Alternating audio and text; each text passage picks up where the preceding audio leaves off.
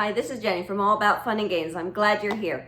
Once a week, I share an old game from my collection, either vintage or antique. And today I'm going to share the 1887 game, The House That Jack Built. Stay tuned.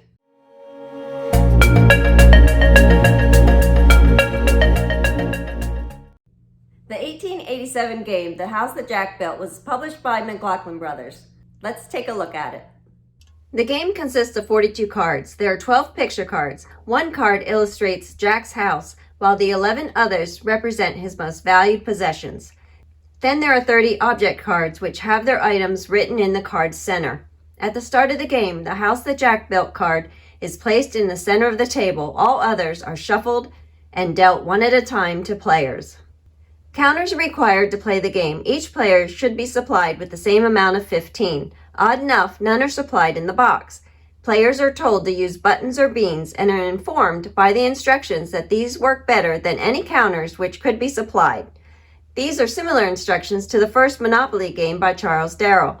Players were informed to find any small household item to use as a game token. It is believed these instructions had many players choose a thimble, which in turn influenced the thimble to eventually be officially included as a Monopoly game piece by Parker Brothers. The dealer for the House That Jack Built game begins by reading a story. It speaks of the house that Jack built and the desire of a son to gather all of his father's wonderful things which belonged to him.